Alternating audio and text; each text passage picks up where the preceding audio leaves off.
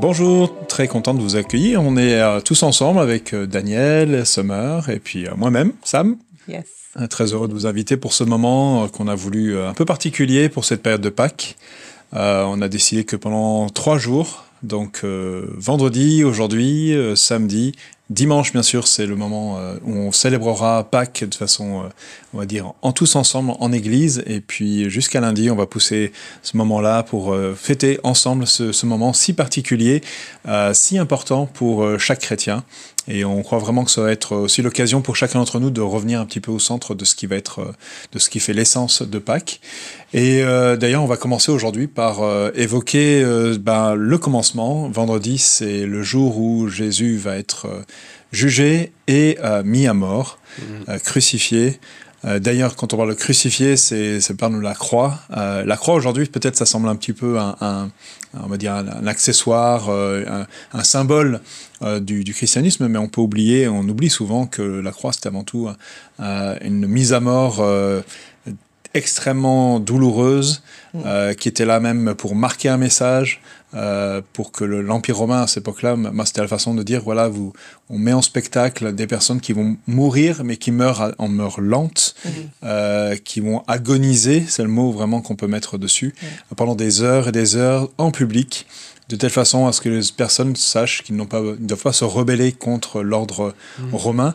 Et là, c'est cette mort que Christ va avoir, avec en plus écrit sur son poteau au-dessus, le roi des Juifs, puisque c'était sous cette appellation qu'il s'était fait connaître comme étant celui qui venait apporter la fin du royaume, d'un autre type de royaume sur cette terre.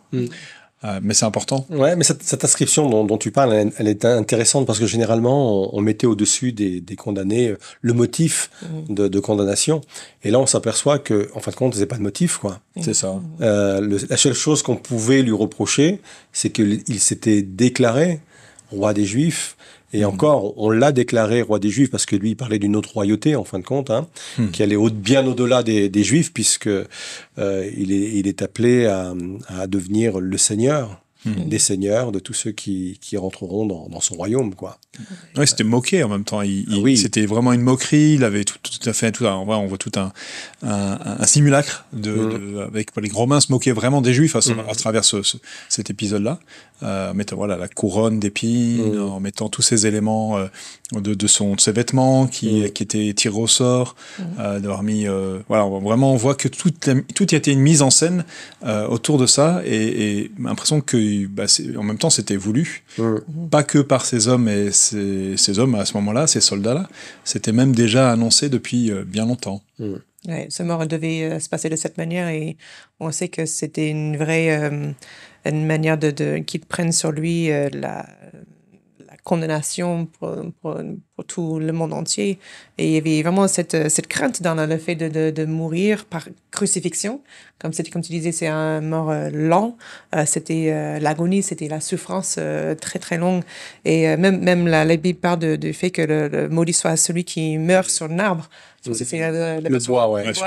En français, en anglais, c'est un arbre. Mais c'est vraiment la pire des moyens. Quand les gens voyaient les croix, c'était une vraie crainte qui était fortement redoutée parce que c'était le pire des moyens de mourir à cette époque-là par l'exécution. Et c'était vraiment ce que Jésus a vécu. C'était été exécuté dans la condamnation de ses fautes à leur perception. En étant... Ouais. Et je pense que c'est important d'appuyer sur la souffrance de Jésus parce qu'on a souvent imaginé, puisqu'il était Dieu en fin de compte, il n'a pas forcément obligatoirement enduré les mêmes souffrances qu'aurait pu endurer un être humain. Mais la Bible dit qu'il était non seulement parfaitement Dieu, mais parfaitement homme. Et il a souffert comme n'importe quel autre humain aurait pu souffrir physiquement, parce que moralement et spirituellement, je pense que c'était d'une autre dimension. Et il faut surtout pas sous-estimer effectivement ce que Jésus a souffert sur la croix, quoi. C'était horrible pour lui. D'ailleurs, il a même dû être aidé pour apporter la croix, donc en tout cas la partie transversale parce que physiquement il était épuisé. On pense plutôt à la partie physique, puisqu'il était torturé juste avant, Oui. il avait été fouetté, etc. Enfin, on va Oui. rentrer dans tous les détails Mais ça de faisait ces partie de la aspects-là. crucifixion, hein, dont parlait Sommer tout de suite. Les condamnés étaient fouettés avant, étaient maltraités avant, Ouais. ce qui a ajouté à la souffrance une fois qu'il était crucifié sur la croix, quoi. Ouais. Ouais.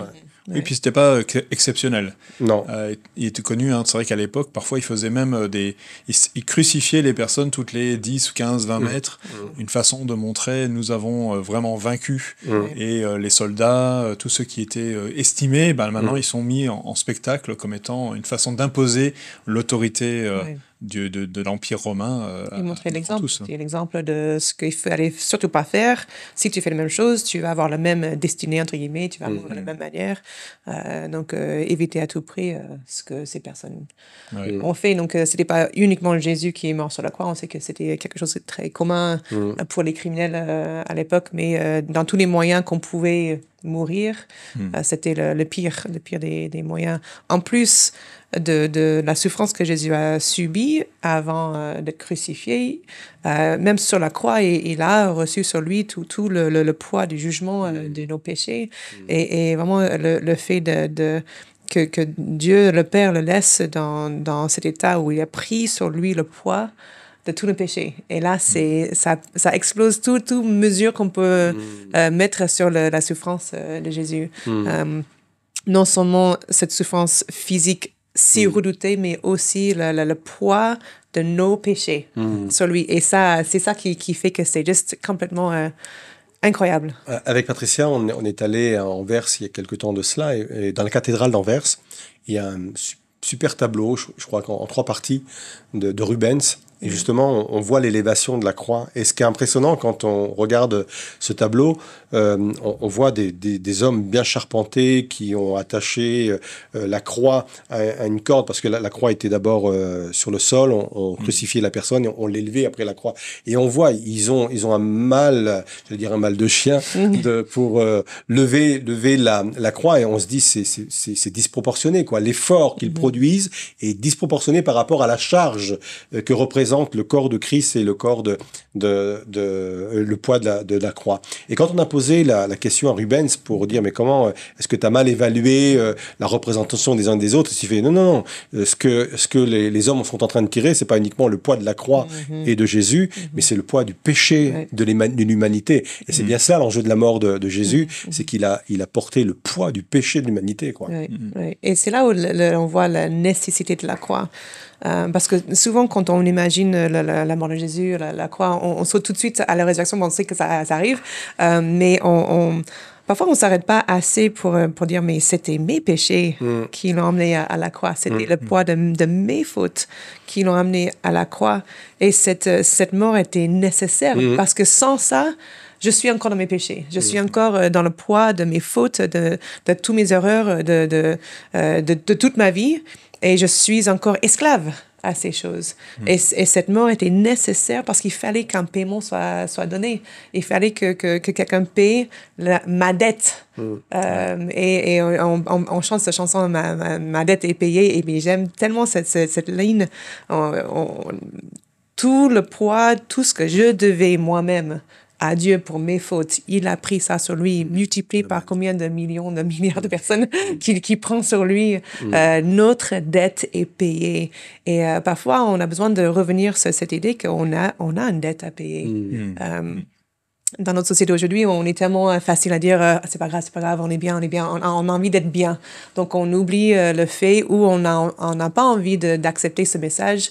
Ah oui, j'ai fait une faute. Ah oui, c'est moi qui a fait cette erreur. Ou, je reconnais ma faute. Et c'est tellement difficile de dire j'ai commis l'erreur parce qu'on n'a pas envie de sentir mauvais, on se sent mal pour nos fautes. Mais si la croix est là, c'est parce qu'il y avait une vraie dette à payer, notre dette. Et j'ai envie de lire un passage qui me parle beaucoup dans cette pensée-là, quand Jésus est mort sur la croix, il a payé une dette que les gens, à l'époque, ils voyaient les sacrifices que les prêtres faisaient tous les jours pour payer les dettes, pour tous les erreurs, tous les péchés. Donc, c'était un rappel tous les jours. Ah oui, je fais ah oui, je suis pas parfait. Oui, j'ai fauté. Dans l'ancien système, donc il y avait tout un système de sacrifice pour pouvoir, en gros, expier.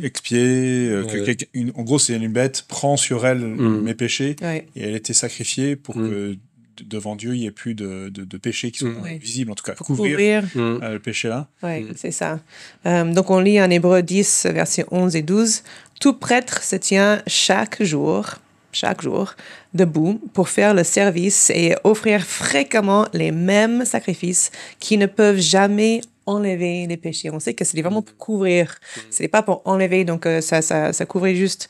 Verset 12, « Tandis que Christ, après avoir offert un seul sacrifice pour les péchés, s'est assis pour toujours à la droite de Dieu. » Verset 14, « En effet, par une seule offrande, il a conduit à la perfection pour toujours ceux qui le rendent saint. » Et c'est une puissance qui n'a pas d'égal. Quand on parle de ce sacrifice qui a enlevé, qui a ôté le poids de mes péchés, c'était nécessaire. C'était absolument nécessaire. Sans ce sacrifice qui a payé ma dette, j'ai encore cette dette. Et Dieu ne veut pas qu'on vive avec ça. Ouais. Il fallait que la justice de Dieu passe. On a un Dieu juste, donc il ne pouvait pas établir les lois, et puis s'ils n'étaient pas appliqués, ben tant pis. Quelle crédibilité il aurait eu, et surtout, il aurait été considéré comme un Dieu injuste. Donc il fallait que la justice de Dieu passe, mais il fallait qu'elle passe pour tout le monde.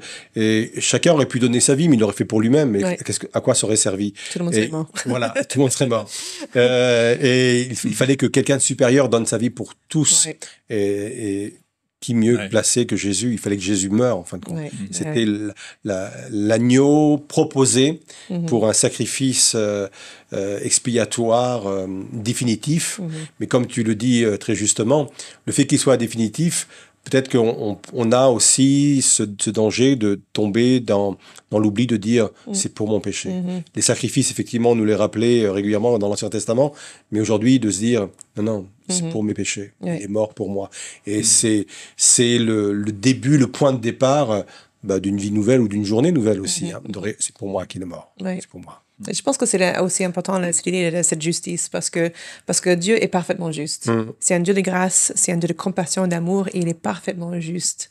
Donc il fallait justice. Et Dieu n'a jamais dit tes péchés, c'est pas grave, c'est pas grave. Il n'a jamais dit c'est pas grave.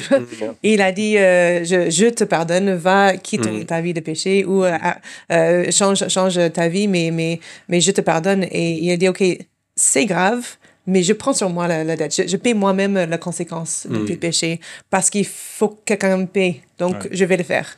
Donc, il n'a jamais diminué ou minimisé notre péché ou la gravité. Il a dit, OK, je vois, je ne peux pas enlever la gravité. La gravité est là, mais je prends sur moi la gravité de tes fautes et de ton péché. Là, c'est juste incroyable. C'est incroyable. Donc, tout ça nous part, sauf en Dieu, en notre Dieu. Ça nous aide à mieux comprendre aussi peut-être toute la symbolique qui avait, enfin plus qu'une symbolique, l'accomplissement de la croix, alors particulièrement pour les Juifs, puisque ça avait vraiment, on retrouve toute cette idée effectivement et d'ailleurs c'est ce que Jean-Baptiste va dire en voyant Jésus pour la première fois, il va dire voilà voici l'agneau de Dieu qui va immoler, qui va ôter le péché du monde. Il avait cette prophétie, cette vision de Christ qui allait non seulement venir offrir sa vie, mais qui venait sa vie pour tous les autres. Et à l'époque, le grand prêtre, sacrificateur, souverain sacrificateur plutôt, il venait une fois par an entrer dans le lieu très saint afin d'apporter justement, après avoir offert ce sacrifice pour tout le peuple, c'était quelque chose dans lequel il représentait l'ensemble, et Christ est venu aussi représenter, entrer dans le lieu très saint. D'ailleurs, il y a, au moment de la mort, le voile est déchiré dans le lieu, entre le lieu saint et le lieu très saint, et on voit vraiment ce moment d'accomplissement de la loi. C'est-à-dire c'est ce que Jésus est venu dire. Il a dit, je suis pas venu abolir, je suis venu accomplir. Et lorsqu'il accomplit, à ce moment-là, c'est pour ça d'ailleurs c'est ce qu'il va dire, du haut de la croix, à dire, tout est accompli. Maintenant, tout ce pour lequel je suis venu est arrivé à cet accomplissement, et particulièrement cette loi qui était là depuis l'ancienne alliance. Et la compréhension de Jean-Baptiste, elle était vraiment complète, parce qu'effectivement, il a reconnu en Jésus l'agneau de Dieu, mais pas pour couvrir, pour ôter le Ouais, péché. c'est ça. Parce que dans l'ancienne alliance, il y avait le pouvoir de recouvrir, mais il fallait recommencer régulièrement. Mais Jésus, lui, n'est pas venu couvrir le péché. Ouais. Il est venu l'ôter. Et là, il y a une puissance extraordinaire, comme tu le dis dans tes propos. C'est formidable. Il est venu ôter nos péchés, quoi. Ouais. Est-ce que c'est pas un peu la différence entre la Pâque juive, j'allais dire, Ouais. où c'était le fait de passer au-dessus de la Pâque chrétienne, qui est celle de... Non, c'est ôter maintenant. Ouais, tout à fait. Il n'y a plus le fait de passer au-dessus, mais maintenant, intrinsèquement, le péché a été effacé, a été ôté, on a été purifié Ouais. Amen. là, il y a bien sûr il y a un lien, mais c'est même, j'allais dire, il est supérieur à cette Pâque juive, qui était déjà une préfiguration de ce que Christ allait accomplir. Amen. C'est pour ça que la mort n'est pas un accident, quoi. La mort de Jésus, c'est pas un accident de parcours, c'est pas même une erreur judiciaire quelque part, parce que, comme tu viens de le dire, c'était déjà dit, annoncé au travers de toute ces symboles qu'on retrouvait dans l'ancien culte de l'Ancien Testament, quoi. C'était une préfiguration de ce que Jésus allait accomplir. Et puis il y a plein de textes après qui en parlent. On pense à Ésaïe 53, quoi, où voilà, cet agneau qu'on amène à l'abattoir silencieux, c'est pour nous qu'il a souffert, c'est pour nos péchés qu'il a donné sa vie. Tout ça, c'est 700 ans avant que Jésus accomplisse vraiment le dessein de Dieu, le dessein éternel de Dieu. Il y avait déjà des prophètes qui l'annonçaient, quoi. Ouais. Ça montre que même dès la Genèse, il y avait déjà cette idée de cette progéniture, donc de cette on parle de la femme qui veut dire sa progéniture écrasera le talon l'ennemi de nos âmes. Donc il y a aussi l'échec de Satan dans cette. Regarde, on anticipe un peu ce qui va se passer après derrière, mais en même temps la mort, ça peut sembler tellement à l'opposé de ce qu'on pourrait imaginer comme étant une bonne fin. Alors c'est pas totalement la fin, mais il fallait passer par là. Mais c'est un bon début. Ça peut être déroutant pour eux. Et c'est vrai que des fois, même je pense il y a quelque chose de déroutant dans la mort de Christ, puisque je pense que beaucoup de gens à l'époque, pour eux, c'était pas du tout la perspective qu'ils avaient. Et d'ailleurs, souvent, on imagine la vie chrétienne comme étant un triomphe du début à la fin, mais en fait, c'est beaucoup plus subtil que ça. Il nous amène à nous identifier à la mort de Christ. Amen. À dire, on est enseveli, c'est le symbole du baptême aussi, à dire on est enseveli avec Christ, que la mort, elle n'est pas que celle de Christ, elle est aussi peut-être aussi un peu la nôtre. Ouais. Et c'est la même chose quand on dit je veux suivre Christ, mais pour le dire, ce n'est plus moi qui vis, je suis mort à moi-même. Et c'est une mort à soi-même. Quand je dis je veux suivre Jésus, je ne vis plus pour moi-même, je vis même pour Jésus. Et c'est dans un sens une mort qui nous amène vers quelque chose de tellement meilleur. Mais effectivement, quand on veut être disciple de Jésus, on est mort à nous-mêmes, parce que ce n'est plus nous qui vivons, mais c'est Christ qui vit en nous par la foi. Donc il y a tellement de belles choses. D'ailleurs, c'est le sens même de ce texte qui dit qu'il faut porter sa croix, quoi. Porter sa croix, c'est ça. C'est chaque jour mourir un peu plus à soi-même, quoi. Et c'est à partir du moment où on meurt à soi-même que Christ peut vivre au travers de nous. Et quand Christ vit au travers de nous, c'est le bonheur assuré, quoi. Et c'est là la bonne fin dont tu parlais, Samuel. Ouais, et puis ça semble être une mauvaise fin pour lui, mais pour nous, c'est une extrêmement bonne nouvelle, puisque ça veut dire qu'il a porté sur lui tout ce que nous aurions dû vivre, tout ce que nous aurions dû... Donc, c'est une moindre mort, on va dire ça, que d'accepter d'accepter Christ et de mourir. Peut-être à nous-mêmes, d'ailleurs, je pense à ce qui s'est passé à Gethsémane, dans le jardin, où Jésus vient dire, voilà, il demande quand même à ce que cette coupe, donc cette souffrance, avec tout ce que ça implique derrière, ça s'éloigne, mais à la fin de dire, mais non, mais pas ma volonté, mais c'est la tienne. Je meurs à ma propre volonté pour accepter de suivre la tienne, parce que je sais que ça va avoir un impact positif. Ça semble être un mot pas assez fort. Quelque chose qui va au-delà de moi, quelque chose qui est bien plus grand que moi, cet impact cette mort à moi-même. Mais je trouve que les dernières paroles de Jésus sur la croix, elles sont vraiment triomphantes. Il y a une version qui dit, celle qu'on connaît la plus, c'est tout est accompli. Il y a une autre version qui dit c'est fini. Et on pourrait l'interpréter différemment. Des fois, c'est fini, il n'y a plus d'espoir, c'est fini. Hein, on met un point final, c'est fini. Mais c'était un c'est fini triomphal, quoi.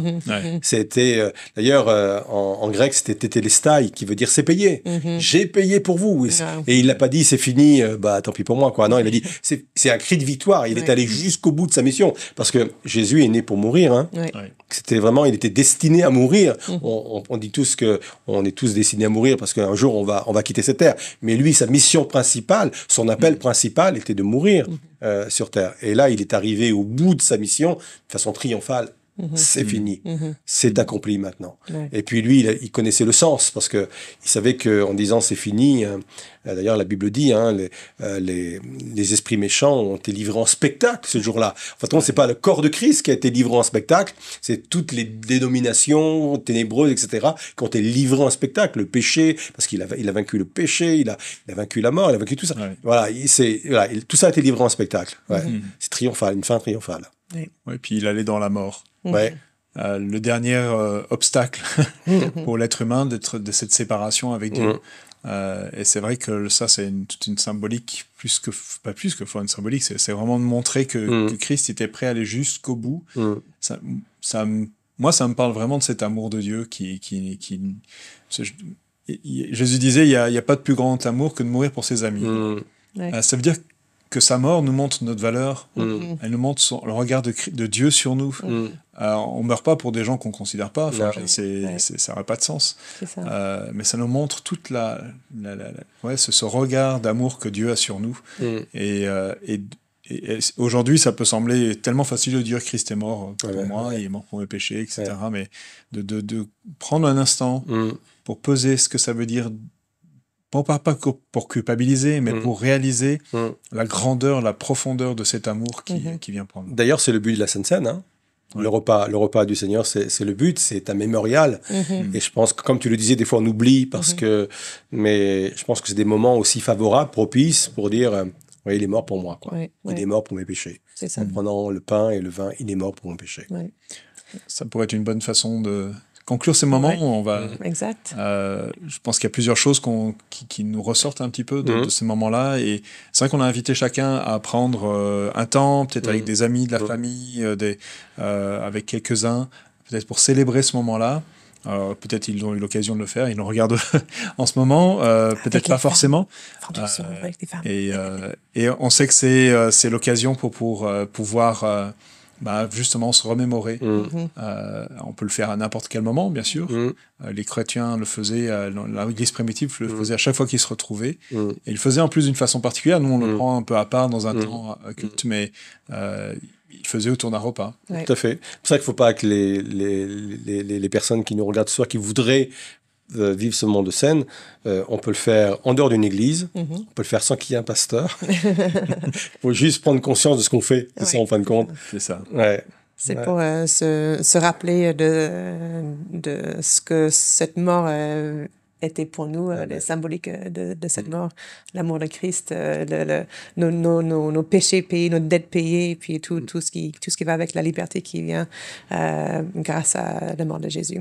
Donc, si vous êtes ensemble ce soir, avec des amis, avec la famille, avec des femmes, avec peu importe avec qui vous êtes, prenez un moment peut-être maintenant pour partager un repas, pour discuter autour de ces thèmes, et puis que vous soyez enrichis aussi dans les discussions, dans les échanges autour de cette vérité puissante que Jésus est mort pour nous et tout ce que ça change dans nos vies. Super. On va clôturer pour ce moment-là. C'était un premier rendez-vous. Il y aura d'autres rendez-vous demain. On va continuer avec une deuxième vidéo, un deuxième rendez-vous. Donc, n'hésitez pas. Dès le matin, vous aurez l'occasion de retrouver les vidéos. Une vidéo, pardon. Et on se retrouve d'ailleurs dans quelques instants, du coup, pour pour pouvoir voilà, donc, continuer à partager autour de ce thème-là. Dimanche, on aura notre rendez-vous de culte tous ensemble à 10h. Venez à l'heure, ce sera un moment fort, un moment où on va remettre tout le poids de ce que ça veut dire, mais à la fois un temps de fête, un temps de commémoration, un temps où la Pâque peut retrouver vraiment toute sa place dans le peuple qui appartient à Christ. Et puis, on aura jusqu'à lundi. Donc, n'hésitez pas à nous retrouver. On vous souhaite en tout cas une excellente journée. On prie vraiment que ce soit un moment fort pour vous. Et on vous souhaite en tout cas de pouvoir continuer à connecter, peut-être demain encore avec d'autres amis, si vous n'avez pas eu l'occasion de le faire aujourd'hui. Et voilà, qu'est-ce qu'on leur souhaite? Très bientôt. Très bientôt, une bonne Pâques. Ouais. Et puis, moi aussi, je vous souhaite un bon vendredi. Bon vendredi. Un vendredi saint, un vendredi où on commémore tout cela. Et puis, on vous souhaite un très bon moment ensemble. À très bientôt. À bientôt.